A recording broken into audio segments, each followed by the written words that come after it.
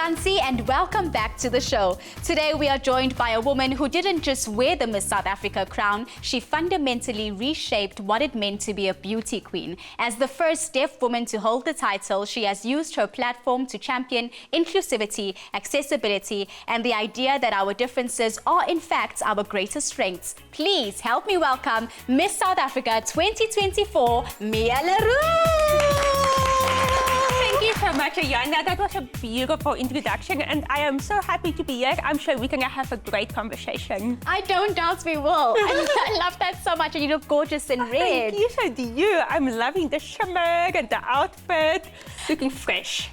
Mia, you being crowned as Miss SA was history being made, being the first deaf woman, of course, to receive the crown. What has this done for your life, and what do you think it's doing for other people who are differently able?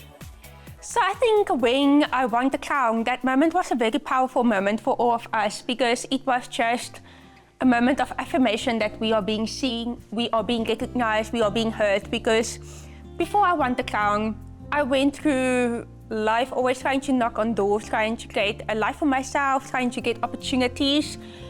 And it just wasn't happening because of stigma, and it was hard. And you almost get at that point where you just want to show the world what people like me are capable of and what we can do. And when I received the crown, it was just like that moment of like, we are being seen, we are being heard, we are being given a chance. Absolutely, and I can't speak to you and not talk about the importance of representation. Why do you think it's important for somebody like you to stand on a platform and speak on what makes you different as opposed to shying away from it? I think it's important because if we are not willing to speak about our challenges, how will people know? How will they know what to fix? Yeah. When I was a little girl, I never thought someone like me could become a Miss South Africa because I never saw someone like me being represented. Yes. I felt very unseen, very unheard, and I was like, I'm going to be my own superhero if I can't find one. So I think being willing to live in your truth can also just help to change the world for so much better, because you're not just changing your own life, you're changing the lives of so many others. I think people don't realize how difficult it is, firstly, to speak your truth, but to do so unshamingly. And when you do it unshamingly, you make everybody else feel comfortable with the idea. And I mean, being uncomfortable is a sign of growth, right? Yes, absolutely. And let's talk about the Mia Roux movement. It was the base of your work as Miss South Africa. How did you come about coming up with the idea? And what are some of those tangible policies or items you found coming out in the end?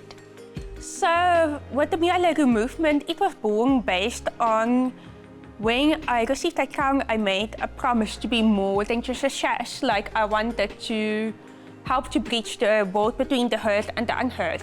Yes.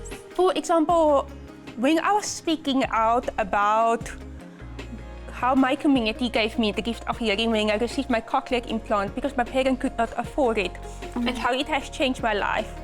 Discam was approaching me and willing to take hands with me to the Discam Foundation to help provide cochlear implants to persons who are deaf but cannot receive one because they also do not have the means to afford one. Yes. So we could in turn change their lives and I could give back.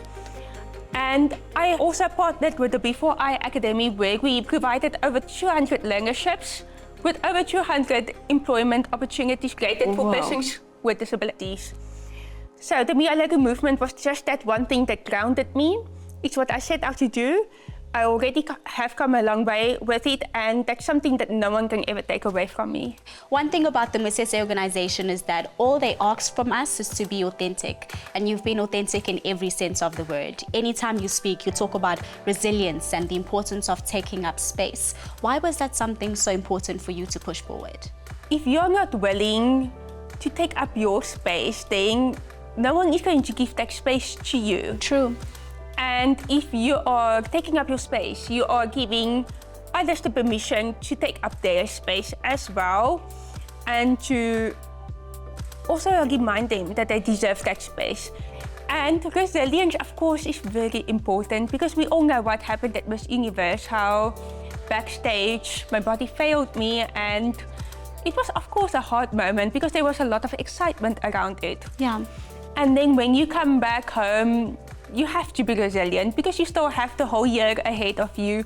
You made promises, you have to achieve those promises. Having gone through what I went through also helped me with my Miss SA journey in terms of resilience. Yes. And just keep continuing your journey with grace and just the best way you can. Yes, and you show grace so beautifully. Thank I you. think one thing that a lot of people don't realize about pageant girls is that you enter a pageant that most resonates with who you are. And Miss South Africa has 4 important brand pillars, which I'm sure you know: beauty, championship, duty, and empowerment. Look at me, I still remember them. I feel proud of myself. Yes. Which one of these pillars do you think best resonates with you as an individual? I would say duty and empowerment really speaks to me because I came here to do a duty to my country and to persons who looks like me or feels like they are not fitting in, they feel like they look different to everyone else, they live different to everyone else, but they know at their core that they are capable, they've got a good heart. I want them to be able to look at what I've done and say, I deserve something beautiful too. Absolutely. Yeah. You've poured your heart and soul into this. I mean, we've just crowned our new Miss South Africa. Such an exciting time. But what is some non-pageant advice that you'd give the new Miss South Africa?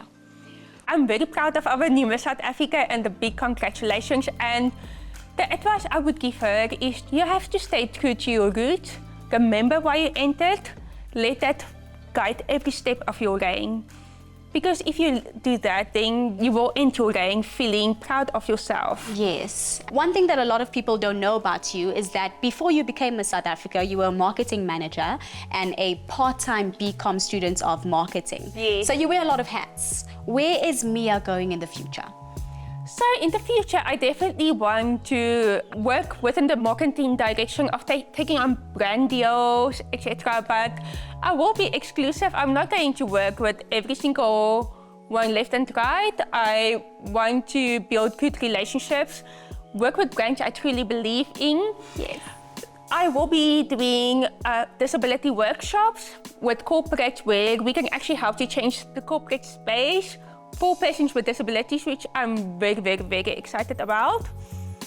But there is so much more I'm like planning and thinking about, but I also believe in keeping your cards close to your chest. Yes. So yeah, now you can have to keep an eye out. Okay, I'm looking forward to it. I'll be living on your Instagram to see what's happening. Love it. Mia, let's imagine in the future, 10 years from now, what do you want people to remember about your reign as Miss South Africa? I just really want them to remember that it was a time that created hope for the ones who look different, for the ones who felt unheard, and that it will always be that moment in history where a lot of I can't turned into I can. Ooh, yes, please. Because I think that was a big moment. We made history. We've shown a path being walked that no one has ever walked before. And when people look back and reflect during that time, I want them to feel hopeful and hopefully still remember what I stood for and still live that out. Mia, thank you for showing us what a journey of resilience looks like. You've truly reshaped and reimagined the way that we think as South Africans. Thank you so much. Of course, and to you at home, please do not go anywhere because that will not be the last we see of Mia. Up next, helpful tips for new moms and Karishma's beauty secrets for well-nourished skin.